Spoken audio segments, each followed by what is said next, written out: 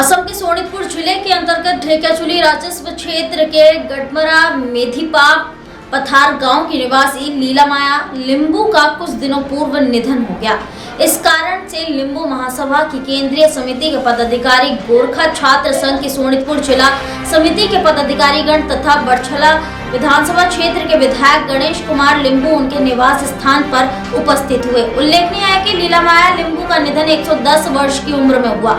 उनकी आत्मा की शांति के लिए परिवार द्वारा आयोजित श्रद्धांजलि कार्यक्रम में उपस्थित होकर दिवंगत लीला माया लिंबू की प्रतिमा पर श्रद्धा सुमन अर्पित किए गए तथा शोक संतप्त परिवार के प्रति संवेदना प्रकट की गई। इस अवसर पर लिंबू महासभा के केंद्रीय अध्यक्ष लक्ष्मी प्रसाद लिंबू, सलाहकार विजय कुमार लिंबू, गोरखा छात्र संघ सोनितपुर जिला समिति के अध्यक्ष दीपक छुब्बा, महासचिव हितेश पराजुली, लिंबू महासभा सोनितपुर जिला के उपाध्यक्ष सुरेन लिंबू, गोरखा छात्र संघ के जगत लिंबू के साथ साथ सेवानिवृत्त शिक्षक उदय लिंबू और सिंहबाज लिंबू उपस्थित थे। मृत्यु के समय वे अपनी दोनों बेटियां वृंदा लिंबू और अमृता लिंबू, पोते लोकेंद्र लिंबू और विमल लिंबू तथा समस्त परिवारजनों और शुभचिंतकों को छोड़कर चली गई। হয় আমাৰ মাজৰ পৰা যোৱা 23 জানুৱাৰী তাৰিখে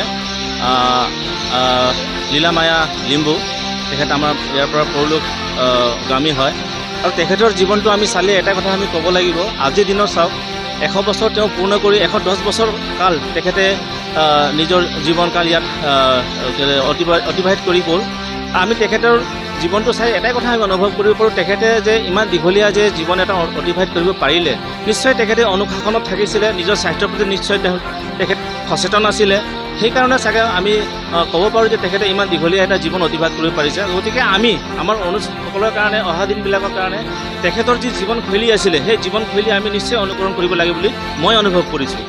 আজি আমি উপস্থিত আছোঁ লীলা মায়া লিম্বু আদ্য শ্ৰাদ্ধত, আৰু এই আদ্য শ্ৰাদ্ধত আমাৰ লিম্বু ভাষাত ফজে বুলি কয়। আজি এই ফজে অনুষ্ঠানটো সম্পন্ন হ'ল, যিটো লিম্বু সমাজৰ পৌৰাণিক নীতি নিয়মেৰে।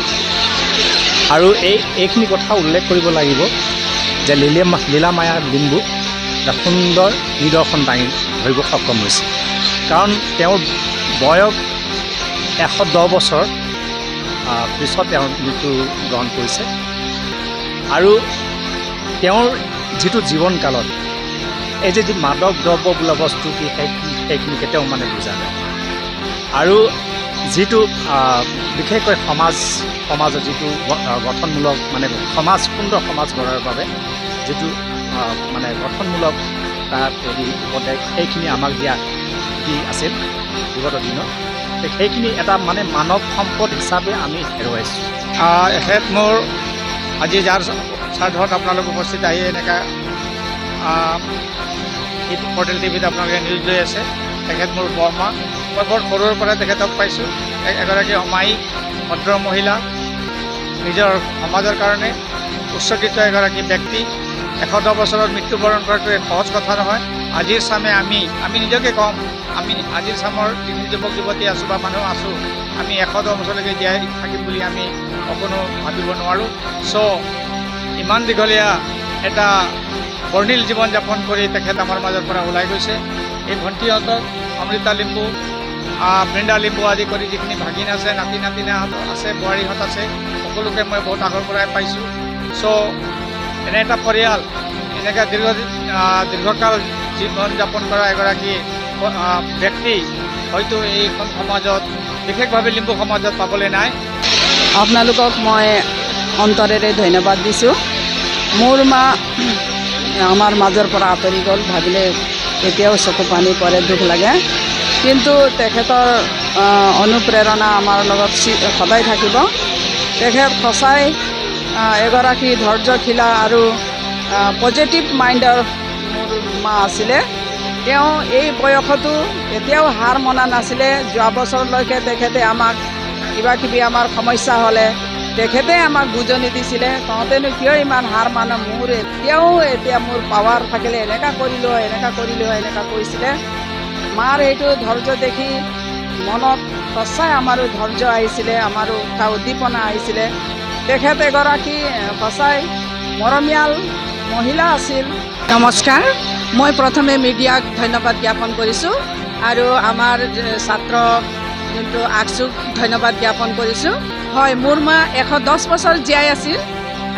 ক'বলৈ গ'লে মোৰ মা সঁচাই অনুশাসনটো বহুত মানিছিল আৰু বহুত নিয়ম নীতিৰ মাজত আছিল। তেখেতে বেয়া বস্তুটো একোৱেই গ্ৰহণ কৰা নাছিলে। এনেকৈ মদ পানী এইবিলাক একোৱেই নাছিলে। মাছ মাংস একদম কম, বেছিভাগ তেওঁ গাখীৰ, দৈ, ঘিউ এইবিলাক খাদ্য গ্ৰহণ কৰিছিল আৰু শাক পাচলি তেখেতে বহুত গ্ৰহণ কৰিছিল। আৰু তেখেত বৰ মৰমীয়াল, ধৈৰ্য, সহনশীলতা, মানৱতাবাদী, নাৰীৰ প্ৰতি তেখেতে নাৰীসকলক শিক্ষা, সুসংস্কাৰ দিব লাগে, এইবিলাক তেখেতে বহুতখিনি মানুহসকলকো কৈছিল আৰু আমাৰ জীয়ৰীসকলকো কৈছিল। সকলো ঘৰৰ পৰিয়ালকো তেখেতে এইটো বাৰ্তা দিছিল। आज देश इनसे कह रहा है तुमसे नहीं हो पाएगा। Can you understand the ignorance? We are not looking for your admiration. आपको अपना काम करना पड़ेगा। राजनीति देखिए चाणक्य न्यूज़ इंडिया के साथ।